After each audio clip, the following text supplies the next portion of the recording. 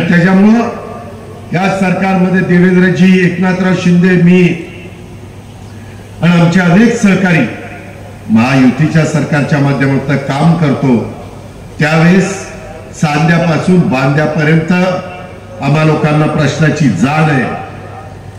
सन्माननीय नेते भास्करराव खतगावकर साहेबांनी सांगितलं तसं माझा 91 पासून या 35 वर्ष मी समाजकारणात, राजकारणात काम करतोय। मी खासदारकी भूषवली, आमदारकी भूषवली, राज्यमंत्रीपद भूषवलं, मंत्रीपद भूषवलं, विरोधी पक्ष नेतेपद भूषवलं। आज 6व्यांदा उपमुख्यमंत्री म्हणून मी तुमच्या सगळ्यांच्या समोर आहे। आणि माझा एकच ध्यास आहे, सत्तेला मी आपापलेलो नाहीये। मी आपल्यालाही सांगेन, ताम्रपट घेऊन जन्माला कुणी चालेल नाहीये। जनता जनार्दन, माझ्या लाडक्या बहिणी, माझे शेतकरी बांधव यांच्या हातामध्ये देश कुणाच्या हातात द्यायचा, राज्य कुणाच्या हातात द्यायचं, हे घटनेचे शिल्पकार डॉक्टर बाबासाहेब आंबेडकरांनी संविधानाने, घटनेने, कायद्याने हा सगळा अधिकार हा जनतेला दिलेला आहे। आणि त्याच्यामुळे त्यांनी टाकलेल्या विश्वासाला कुठेही तडा जाऊ न देता, मग माझा मराठवाडा असेल, विदर्भ असेल, उत्तर महाराष्ट्र असेल, कोकण असेल, पश्चिम महाराष्ट्र असेल किंवा मुंबई सारखं शहर असेल, या सगळ्या भागामध्ये वेगवेगळे प्रश्न आहेत। आज देखील इथं बोलत असताना नांदेडच्या या ऐतिहासिक आणि धार्मिक वारसा लाभलेल्या या माझ्या साधू संतांच्या पवित्र भूमीमध्ये, मराठवाडा म्हणजे काय साधू संतांची भूमी म्हणून ओळखली जाते। आणि आज नांदेडचे लोकप्रिय नेते, माजी मंत्री, मी देखील त्यांच्याबरोबर सुधाकर नाईकांच्या मंत्रिमंडळामध्ये आम्ही दोघांनी काम केलेलं आहे। 3 वेळेला माझे खासदार होते, 3 वेळेला माझे आमदार होते। त्या भास्करराव खतगावकर साहेब आणि माझे आमदार आणि माझी शहराचे महापौर, नांदेड शहराचे ओमप्रकाश पोकर्णा, आमच्या माजी जिल्हा परिषदेच्या सदस्य आणि सामाजिक कार्यकर्ता डॉक्टर मिनल पाटील खतगावकर आणि बरेच सुरजीत सिंग गिलजी, अशोक पाटील मुगावकरजी, मी आता पुन्हा सगळ्यांची, हैदर पटेलजी, जोगिंदर सिंग खैराजी, अशा अनेक मान्यवरांनी सगळ्यांनी प्रवेश केलेला आहे। आणि त्यांचं स्वागत करण्याच्या करता माझं अजून अधिवेशन संपलं नाही। उद्या परवा 13 संविधानाच्या बद्दलची चर्चा तिथं होणार आहे। उद्या कदाचित अंतिम आठवडा प्रस्ताव चर्चेला येईल। पण मी प्रतापराव चिखलीकरांना आणि भास्करराव पाटील खतगावकरांना, मिनलताईंना, पोकर्णा साहेबांना, या सगळ्यांना शब्द दिलेला होता। ज्यावेळेस मोहनरावांच्या पक्षप्रवेशाच्या निमित्तानं आणि इतर कार्यकर्त्यांच्या पक्षप्रवेशाच्या निमित्तानं आलो असताना त्याही वेळेस सांगितलं की मी परत येईल।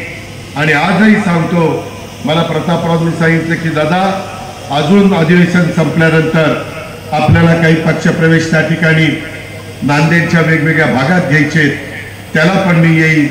आणि ह्याच्यातून बेरीजचे राजकारण, इथं स्वर्गीय यशवंतराव चव्हाण साहेबांचा फोटो लावलेला आहे। यशवंतराव चव्हाण साहेबांचं स्मरण करून सुसंस्कृत महाराष्ट्र कसा असला पाहिजे, विरोधकांशी कसं वागलं पाहिजे, कसं बोललं पाहिजे, विरोधकांना पण कसा मान सन्मान ठेवला पाहिजे।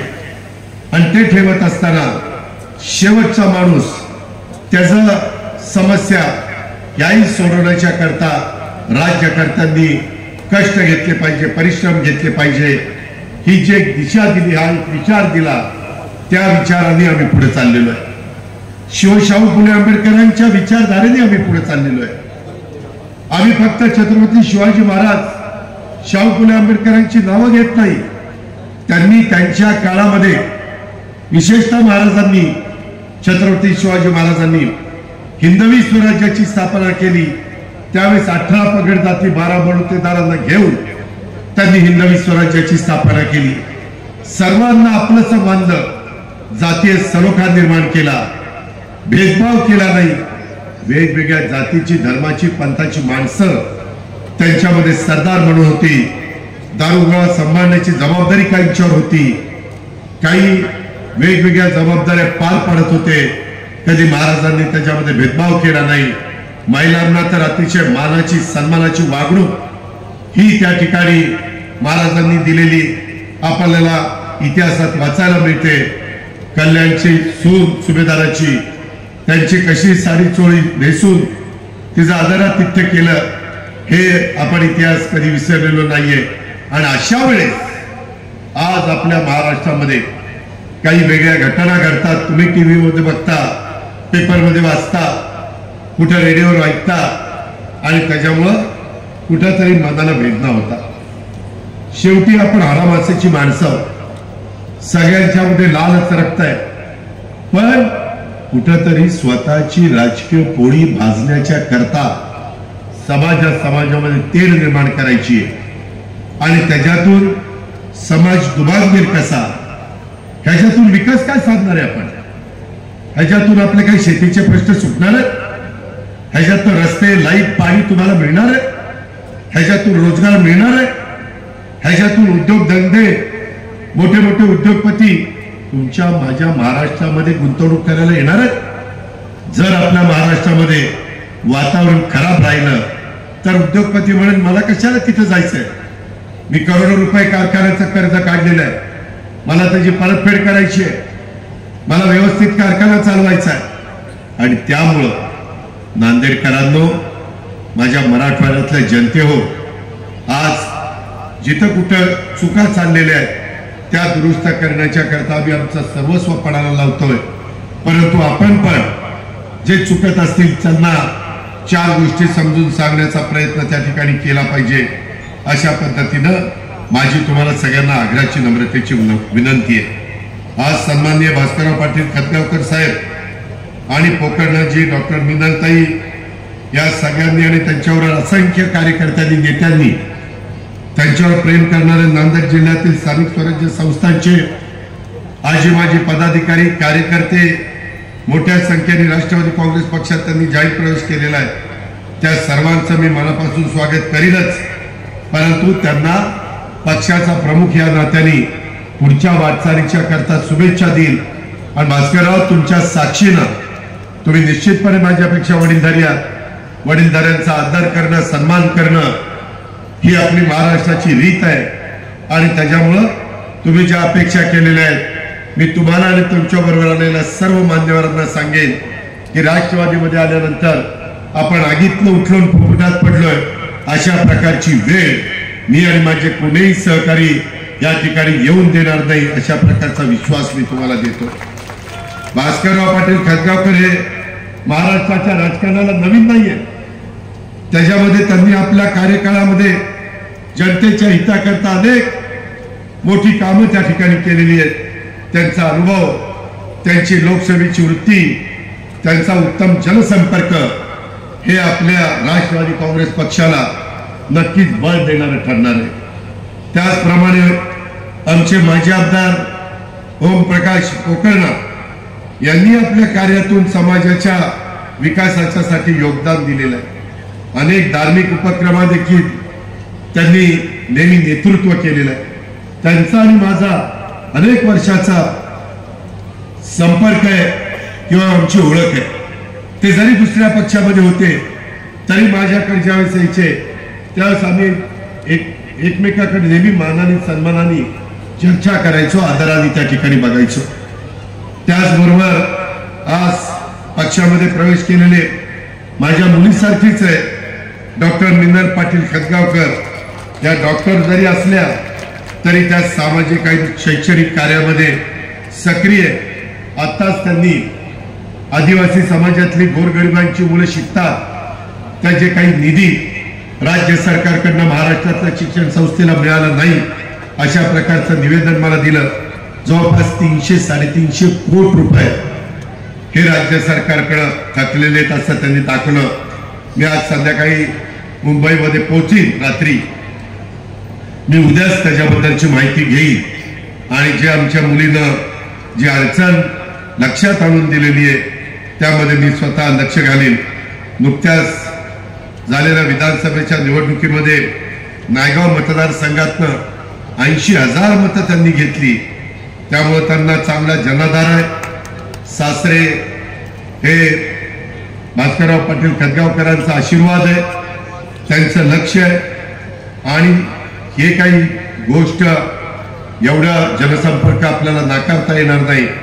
आज नांदेड जिल्ह्यातील अनेक हजारो कार्यकर्त्यांनी राष्ट्रवादी काँग्रेस पक्षामध्ये प्रवेश केलेला आहे। त्या सर्वांचं मी प्रवेश झाला असं जाहीर करतो आणि राष्ट्रवादी काँग्रेस पक्ष आपण अधिक मजबूत करूया, बळकट करूया, तरुणांना संधी देऊया, महिलांना संधी देऊया, नव्या चेहऱ्याला संधी देऊया, जुन्या नव्यांचा योग्य समन्वय साधण्याचं काम करूया आणि राष्ट्रवादीचा कार्यकर्ता हा खऱ्या अर्थाने समाजातल्या सर्व जाती धर्माला आपलंसं करण्याचा प्रयत्न करतो। अशा प्रकारे तुमचं माझं काम आपापल्या कृतीतनं झालं पाहिजे, अशा पद्धतीची पण विनंती मी या निमित्तानं करतो। आज आमचे प्रतापराव पाटील चिखलीकर साहेबांनी त्यांच्यासोबत त्यांच्या खांद्याला खांदा लावून लढणारे अनेक इतर पक्षाचे पण कार्यकर्ते, त्यांचे प्रयत्न ते राष्ट्रवादीचे आमदार झाल्यापासून सतत चाललेले आहेत। सतत ते वेगवेगळ्या लोकांची, नुसत्या नांदेडचे नाही, मराठवाड्यातल्या इतर भागातल्या अनेक लोकांशी माझ्याशी संपर्क आणतात आणि त्यांचे प्रयत्न, त्यांची मेहनत ही त्या पद्धतीने चाललेली आहे, विसरून आपल्याला चालणार नाही। मी गेल्या काही दिवसामध्ये, सरकारला अजून 100 दिवस झाले नाही, परंतु नांदेडच्या आणि महाराष्ट्राच्या वेगवेगळ्या भागामध्ये त्यांच्या मेहनतीमुळं, प्रयत्नामुळं नांदेड जिल्हा आणि हा सगळा परिसर राष्ट्रवादी काँग्रेसमय होतोय, ही देखील एक आनंदाची आणि समाधानाची बाब आहे। मला ह्या गोष्टीची कल्पना आहे की राजकारणात जो माणूस सातत्याने निवडून येतो, तो माणूस लोकांची कामं केल्याशिवाय निवडून येऊ शकत नाही। लोकांचे प्रश्न समजून घ्यावे लागतात, लोकांच्या मध्ये समरस व्हावं लागतं, त्यांच्या सुखदुःखामध्ये सहभागी व्हावं लागतं, हे पण आपण सगळ्यांनी लक्षात घेतलं पाहिजे। मित्रांनो, 10 जून 1999 ला राष्ट्रवादी काँग्रेस पक्षाची स्थापना शिवाजी पार्कच्या मैदानावर झाली। गेल्या 26 वर्षात राष्ट्रवादी काँग्रेस पक्षाने अनेक चढ-उतार आम्ही पाहिलेले। आता जरी महायुतीच्या सरकारमध्ये आम्ही काम करत असलो तरी मी नेहमी महाराष्ट्राला सांगतो, मी वरिष्ठांना पण महायुतीच्या सांगितलेलं आहे, शिवशाहू फुले आंबेडकरांची विचारधारा ही आमची कालही होती, आजही आहे आणि उद्याही राहणार आहे। आज शेवटपर्यंत आम्ही ती सोडणार नाही आणि ही गोष्ट आजच्या सभेच्या निमित्तानं मी आपल्याला पण सगळ्यांना सांगू इच्छितो। राज्याच्या माजी मुख्यमंत्री, परराष्ट्र मंत्री, उपपंतप्रधान, संरक्षण मंत्री, अर्थमंत्री, गृहमंत्री, अनेक पद चव्हाण साहेबांनी भूषवली, त्यांची प्रेरणा घेऊन आपल्या राष्ट्रवादी काँग्रेस पक्षाची वाटचाल चाललेली आहे। आपण पुरोगामी विचारांचे आदरणीय चव्हाण साहेबांनी महाराष्ट्राच्या राजकारणाला एक नवी दिशा दिली आणि आम्ही पण सामान्य माणूस केंद्रबिंदू मानूनच त्या ठिकाणी काम करतोय आणि त्याच्यामुळं आज देशात, राज्यात, जगात अनेक प्रश्न आहेत, परंतु ते सोडवायचे असतील तर आपल्याला सगळ्यांना एकत्र येऊन एक दिलाने काम करावं लागेल। काही ठिकाणी मतभेद असले तर ते मतभेद आपल्याला दूर ठेवावे लागतील, आपल्याला त्याच्यामध्ये मार्ग काढावा लागेल आणि त्याच्यामुळं मी आपल्या सर्व सहकाऱ्यांना आणि ज्यांनी ज्यांनी आज पक्षप्रवेश केलेला आहे त्या सन्माननीय भास्करराव, ओमप्रकाशजी आणि इतर पण मान्यवरांना त्याच्यामध्ये मी राष्ट्रवादीला सांगू इच्छितो, त्यांच्या अनुभवाचा, त्यांच्या कार्याचा उपयोग आपल्या राज्याच्या प्रगतीसाठी आज आलेल्या सर्वच मान्यवरांचा आपण करून घेऊया आणि कार्यकर्त्याचा पक्षात योग्य सन्मान ठेवण्याचं काम आपण कधी, हा मागचा होता, हा नवीन आलेला आहे, हा भेदभाव पण आपण करणार नाही। ज्याच्यात कर्तृत्व आहे, ज्याच्यात नेतृत्व आहे, ज्याच्यात समाजाला सर्वांना बरोबर घेऊन जाण्याची क्षमता आहे, अशांना आपण त्या ठिकाणी बरोबर घेऊन जाण्याचं काम करू। मला तुम्हाला सगळ्यांना सांगायचं आहे की आजचा प्रवेश सोहळा फक्त 2 नेत्यांचा पक्षामध्ये येणं नाही, एका नव्या संकल्पाची आणि नव्या पर्वाची सुरुवात आहे।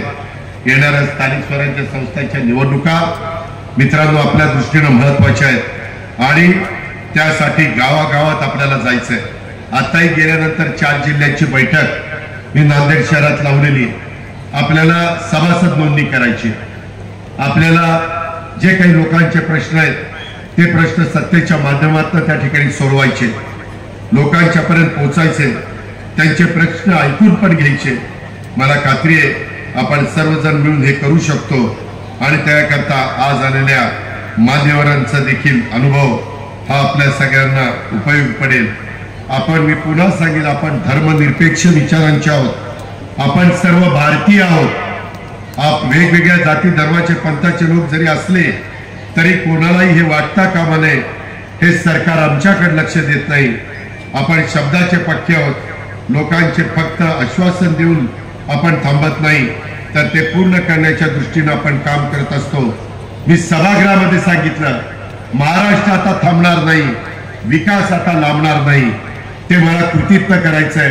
आता निवेदक बोलत असताना बऱ्याचदा सांगायचे की शासनाची तिजोरीचा खळखळाट आहे. कृपा करून तुम्ही तसा गैरसमज करून घेऊ नका. मी आपल्या राज्याचा सर्वात मोठा अर्थसंकल्प 7,20,00,000 कोटी 7,20,00,000 कोटी एवढा अर्थसंकल्प सादर केलेला आहे. त्याच्यामध्ये पेन्शन, त्याच्यामध्ये पगार आणि त्या संदर्भातलं काढलेलं कर्ज ह्याचं व्याज जाईल आणि राहिलेला पैसा माझ्या लाडक्या बहिणींच्या करता. विरोधकांनी आम्हाला हिणवलं किंवा ही योजना बंद करतील. मला आता महिला पण काही ठिकाणी भेटल्या, मला वाटतं वसंत सुगावच्या गावी भेटल्या आणि तिथं मला सांगितलं की दादा 1,500 रुपये तुम्ही देता, 2,100 रुपये द्या ना. मी नाही म्हटलेलं नाही. मी ज्यावेळेस राज्य सरकारची परिस्थिती ही अधिक योग्य होईल त्यावेळेस मी तुम्हाला 2,100 रुपये देणार आहे. पण आता मी सगळा हिशोब केला. तुम्ही जसं तुमचा संसार करताना महिन्याचा हिशोब लावता तसं मला राज्याच्या 13 कोटी जनतेचा 365 दिवसाचा हिशोब लावावा लागतो. शेतकऱ्यांना काय द्यायचंय, कामगारांना काय द्यायचंय, आदिवासींना काय द्यायचंय, मागासवर्गीयांना काय द्यायचंय, अल्पसंख्याकांना काय द्यायचंय, भटक्यांना काय द्यायचंय. मी तिथेही बोललो, तुम्ही ऐकलंय. सगळी सोंग करता येतात, पैशाचा सोंग नाही करताय. मला दिलेली योजना ही चालू ठेवायची आहे, आम्हाला सरकारला चालू ठेवायची आहे. आणि त्यामुळं आम्ही त्याच्यात एक नवीन पर्याय काढतो की तुम्हाला काही बँकांना आम्ही तयार केलेलं आहे. जर तुम्हाला 5-50 हजार कर्ज काढून काही महिला एकत्र येऊन व्यवसाय करायचा असेल, समजा लाडक्या बहिणीमध्ये मोडणाऱ्या म्हणजे त्याच्यामध्ये ज्या महिला बसतात त्या योजनेमध्ये त्यांनी असा एकत्र येऊन जसं महिला बचत गट असतो तसं जर 20 महिला आल्या तर 20 गुणिले 50,000 साधारण मला वाटतं 10 लाख रुपये होतात. आणि 10 लाखाचं भांडवल घेऊन तुम्ही तुमचं काम करू शकता. 20 महिलांचे महिन्याचे 15 दुने 30,000 रुपये येतील. त्याचा हप्ता तुम्हाला त्याच्यातनं देता येईल. 10 लाखातनं त्या ग्रुपला एक चांगल्या पद्धतीनं व्यवसाय करता येईल. असाही एक दृष्टिकोन राज्य सरकारने पुढे त्या ठिकाणी आणलेला आहे. त्याचा सुतोवाच मी सरकारमध्ये केलेला आहे. आमची आदिती तटकरे महिला बाल विकास खात्याची मंत्री आहे. तिला पण मी उद्याच्याला सगळीकडे सभा घेऊन मी पण जाईल, बाबासाहेब जातील, इतर सहकारी जातील आणि त्या पद्धतीनं आम्ही त्या बाबतीमध्ये सांगू. मी यावेळेस मराठवाड्याला चांगल्या प्रकारची तरतूद करण्याचा प्रयत्न केलेला आहे. राज्याची प्रगतीचा गती देणारा अर्थसंकल्प आहे. तेव्हा अजिबात तिजोरीचा खळखळाट आहे असं म्हणू नका, काही घाबरण्याचं कारण नाही. पण मी आर्थिक शिस्त पण आणण्याचा प्रयत्न करतोय. उद्याच्या 5 वर्षामध्ये कसं राज्य चाललं पाहिजे आणि राज्य देशामध्ये पहिल्या क्रमांकाचं कसं राहिलं पाहिजे, ह्या पद्धतीनं कष्टकरी महिला, युवक, मागासवर्गीय, आदिवासी आणि अल्पसंख्याक अशा सर्व घटकांना न्याय देणारा सर्वसमावेशक असा मी अर्थसंकल्प मांडलाय. त्याच्यात मराठवाड्यासह संपूर्ण माझ्या महाराष्ट्राच्या विकासासाठी मी बरीच तरतूद केली. कोकणातील उल्हास आणि वैतरणा नद्यांच्या खोऱ्यातून 54 TMC पाणी माझ्या गोदावरी खोऱ्यामध्ये वळवण्याचा प्रकल्प आम्ही त्या ठिकाणी हाती घेतोय. यातून मराठवाड्याला 2,40,000 हेक्टर क्षेत्राच्या करता सिंचनाला पाणी उपलब्ध होणार आहे। त्या प्रकल्पाचं सर्वेक्षणाचं आणि अन्वेषणाचं काम मी सुरू केलेलं आहे। गोदावरी खोरे पुनर्भरण, मराठवाडा ग्रीन हे महत्वाकांक्षी प्रकल्प आंतरराष्ट्रीय वित्तीय संस्थांच्या साहाय्याने आम्ही राबवणार आहेत। या प्रकल्पाची किंमत पहिल्या टप्प्यामध्ये 37,668 आहे। आपल्या जिल्ह्यातल्या सर्व जाती धर्माच्या लोकांच्या करता आम्ही सामुदायिक घटकांच्या विकासासाठी विविध योजना ह्या राबवण्याचा निर्णय घेतलेला आहे आणि त्यामुळे सर्व कामांच्यासाठी पुरेसा निधी उपलब्ध करून देण्याचा आम्ही सगळ्यांनी ठरवलेलं आहे आणि हे मी आज या सभेच्या निमित्तानं सर्वांच्या साक्षीनं सांगू इच्छितो। आज बोलत असताना काही गोष्टी डॉक्टर आमच्या विनंत्यांनी मांडल्या, आमच्या ओमप्रकाश पोकळरांनी मांडल्या, इतर पण काही मान्यवरांनी त्याच्यामध्ये काही गोष्टी मांडण्याचा प्रयत्न केला। अशोकराव पाटील मुगावकर असतील, मला तुम्हाला सगळ्यांना सांगायचं आहे, प्रतापरावांनी मांडल्या, सुनील तटकरेंनी मांडल्या।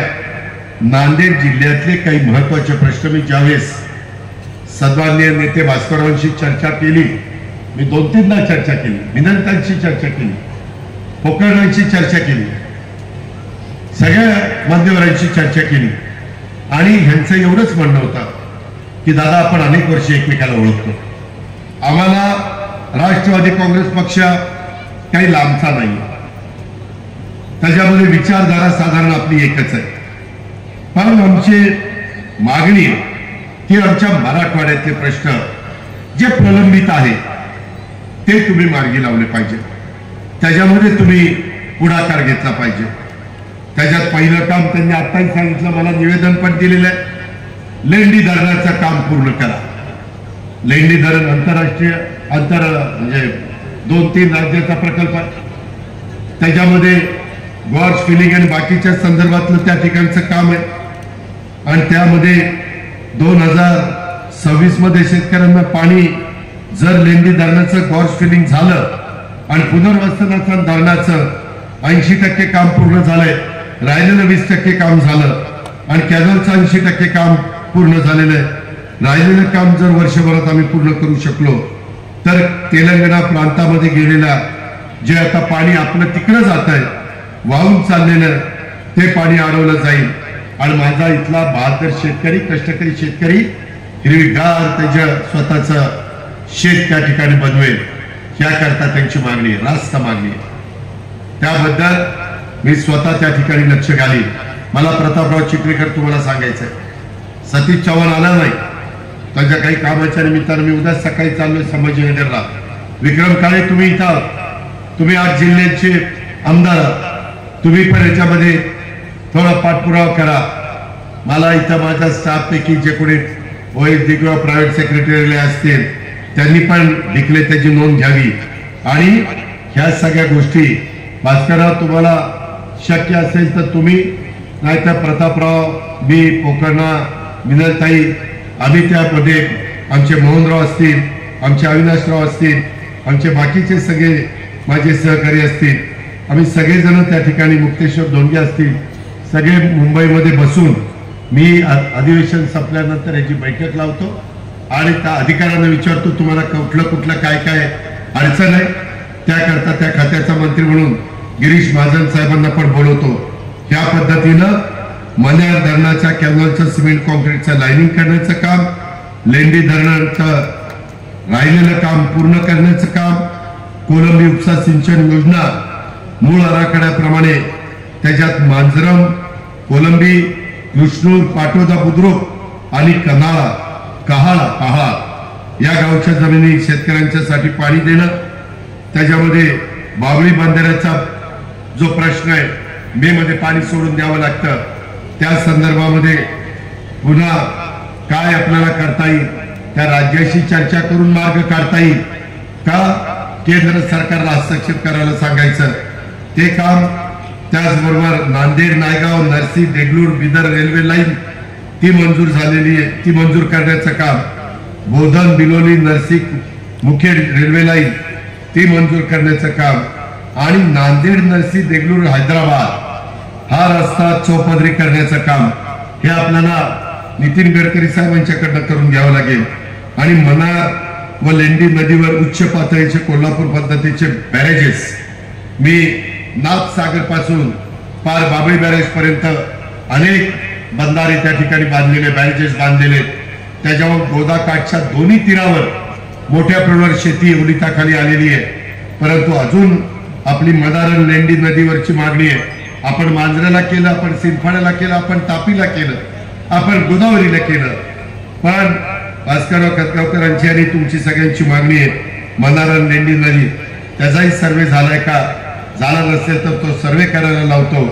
आणि नांदेडमध्ये त्यांचे मंजूर असलेलं महसूल आयुक्तालय तो जरा वाद चाललेला आहे नांदेड का लातूर त्याच्यातनं कसा मार्ग काढता येईल आणि इसापूर धरणाचा प्रश्न आणि इमारतीचा प्रश्न आता बोलत असताना शेवटी नेते भास्कररावांनी उपस्थित केलेला आहे भास्करराव या मी कामाचा माणूस आहे मी बिनकामाचा माणूस नाहीये आणि मला काम करायला आवडतं त्यांनी सांगितलेली गोष्ट खरी आहे प्रशासनावर माझी पकड आहे कारण मी प्रशासनाला चांगल्या पद्धतीनं काम करून घेतो त्यांचाही मान सन्मान ठेवतो आणि त्यामुळं त्यांच्याशी आपण नीट वागलं तर आपलेही प्रश्न सुटतात त्यांच्याकडनंही कामं करून घेता येतात आणि ज्या भागाचं आमचे कार्यकर्ते आमचे नेते प्रतिनिधित्व करतात त्या भागातल्या पण प्रश्न सुटल्याचं समाधान हे आमच्यासारख्या कार्यकर्त्याला पण त्याच्यातून मिळतं ही पण गोष्ट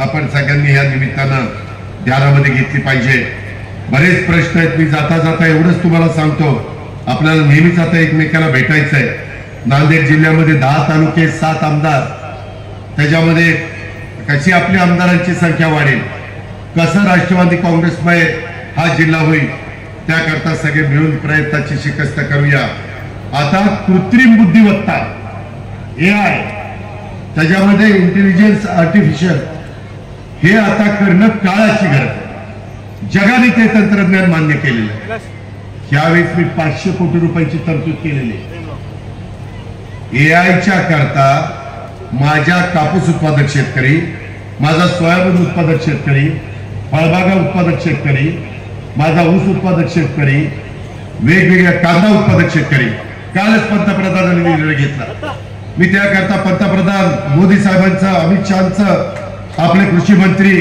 शिवराजसिंह चव्हाणांचं पियुष गोयलांचं अभिनंदन केलं कशा करता कांदा निर्यात करण्याच्या करता 20% जो टॅक्स होता कर होता तो कर त्यांनी काढून टाकला त्यामुळे कांदा उत्पादक शेतकऱ्यांचा दर वाढणार आहे कांद्याला भाव मिळणार आहे परदेशात कांदा जास्त पाठवता येणार आहे त्याच्यात माझा कांदा उत्पादक शेतकऱ्यांना 2 पैसे मिळणार आहेत हे केलं पाहिजे आणि ते काल रात्री झालेलं आहे आम्ही केंद्राचा आणि राज्याचा समन्वय कसा साधेल याबद्दलचा प्रयत्न करतोय मी सकाळीच विमानतळावर उतरलो तेव्हा सांगितलं इनोव्हेशन सेंटर हे मला मराठवाड्यामध्ये 3 उभी करायचे एक माझं नांदेडला एक माझं बीडला एक माझं संभाजीनगरला पहिल्या टप्प्यामध्ये 3 आता आम्ही गडचिरोलीला केले चंद्रपूरला केले आपल्या रत्नागिरीला काम सुरू झालंय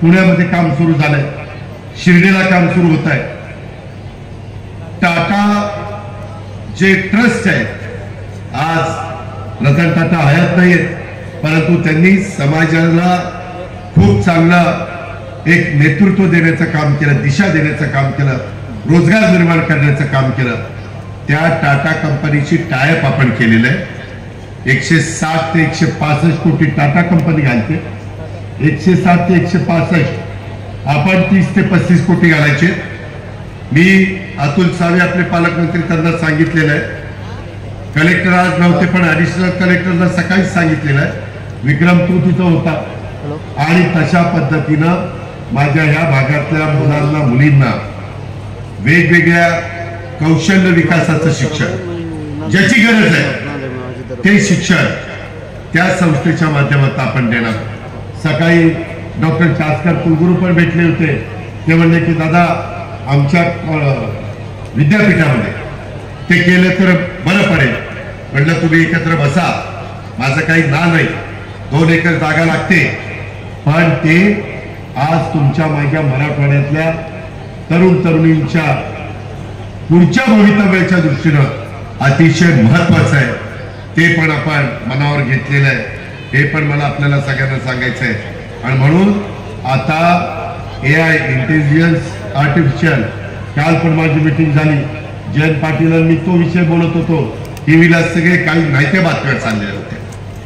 आता ते वेगळ्या पक्षात आहे, मी वेगळ्या पक्षात आहे, काय माहिती बातम्या सोडायचं. आणि त्यामध्ये तुम्हाला सांगतो शेतकरी मित्रांनो, ते जे काही नवीन तंत्रज्ञान आहे त्याच्यामध्ये मशीन असतं.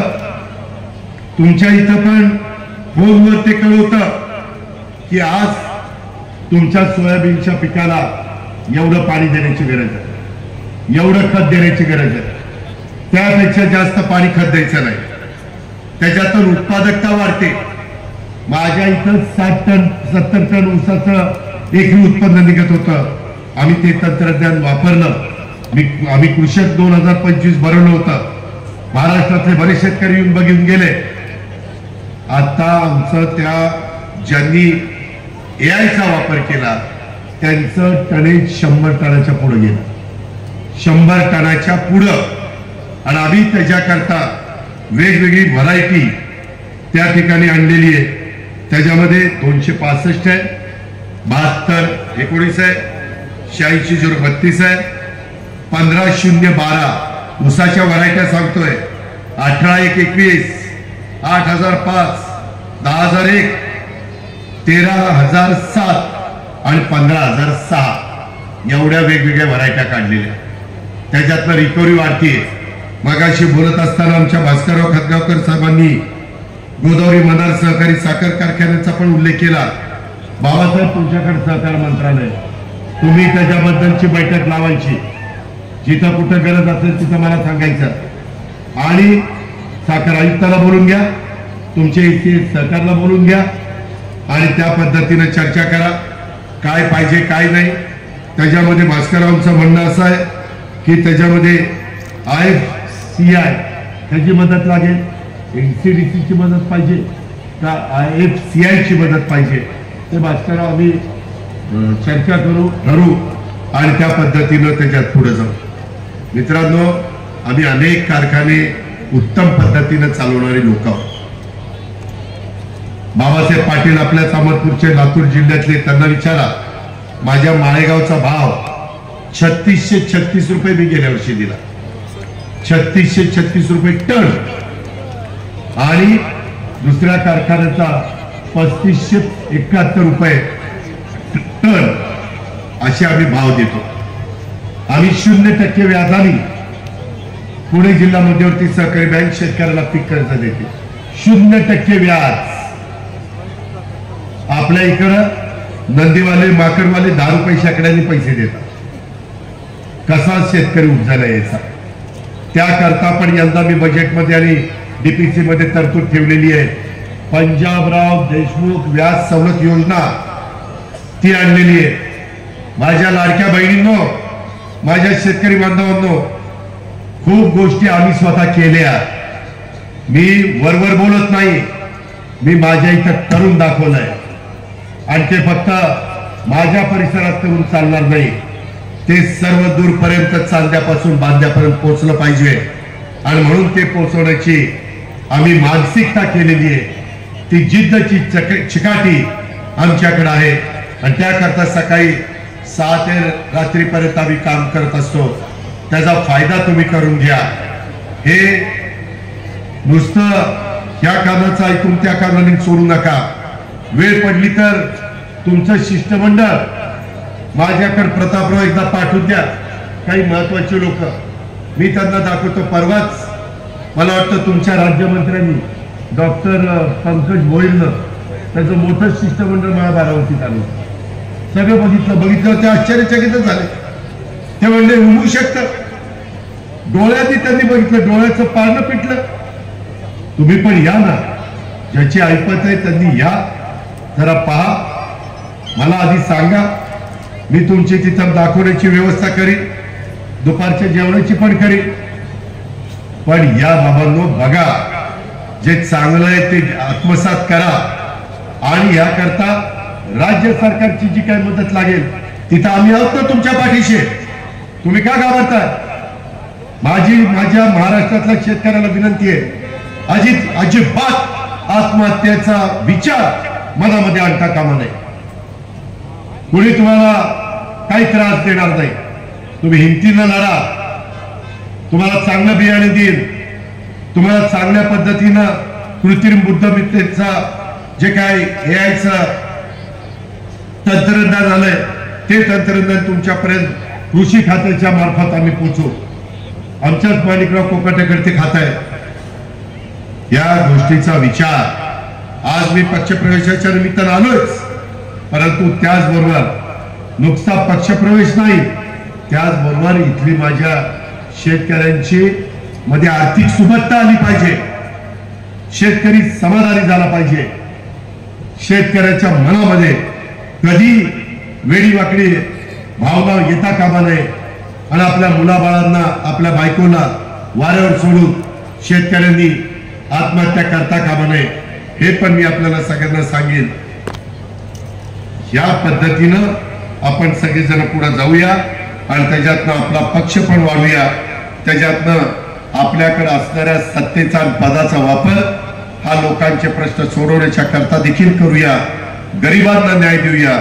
जो दुर्लक्षित माणूस आहे त्याला त्या ठिकाणी लक्ष आपण देऊया आणि ज्यातून शिवशाहू फुले आंबेडकरांचा महाराष्ट्र अतिशय हिमतीनं ताकदीनं आपण त्या ठिकाणी पुढे नेऊया. म्हणूनच मी अर्थसंकल्पामध्ये सांगितलेलं होतं, महाराष्ट्र आता थांबणार नाही, विकास आता लांबणार नाही. फक्त विकास करताना क्वालिटी मात्र दिली पाहिजे. कॉन्ट्रॅक्टर लोकांनी पण वेळीवाकडी कामं केली तर त्या कॉन्ट्रॅक्टरला काळ्या यादीमध्ये टाकलं जाईल आणि त्यांच्याकडनं वसुली केली जाईल. त्यांनी 2 पैसे कमवा, परंतु कमवत असताना काम पण उद्याची 50 वर्ष टिकेल अशा पद्धतीचं काम त्या ठिकाणी कॉन्ट्रॅक्टरने पण केलं पाहिजे. हेच मी आपल्याला सगळ्यांना सांगतो. पुन्हा एकदा सन्माननीय भास्करराव खतगावकर साहेब, पोकळराव साहेब, तुझे भेटायला तुला त्यामध्ये मी आपल्याला जे प्रश्न आहेत ते प्रश्न सोडू, कुणालाही आम्ही वाऱ्यावर सोडणार नाही. उलट आम्ही आता जी काही नवी योजना आणलेली आहे ती जुन्यांपेक्षा चांगली आहे. 1 कोटीच्या पुढे माणूस जातो आणि त्याच्याबद्दल आम्ही तुमच्या पण लोकांशी बोललो, जे लीडर आहेत त्यांच्याशी. आम्हालाही कळतंय असं वन साइड राज्य चालत नाही. तुमचं आमच्या हातात हात घालून राज्य चालवावं लागेल. त्याच्यावर तुम्ही मुद्दा उपस्थित केलेला तो असेल किंवा इतर काही प्रश्न असतील, त्याही प्रश्नांच्या बद्दल सकारात्मक भूमिका ह्या महायुतीचं सरकार घेईल हाही शब्द देतो. पुन्हा या मान्यवरांचं स्वागत करतो. भर दुपारी आपण प्रचंड संख्येने माझ्या मायमाऊली, माझ्या लाडक्या बहिणी आणि माझे बांधव आले, त्याबद्दल त्यांना धन्यवाद देतो. ना प्रियाचा इथं जय जय महाराज.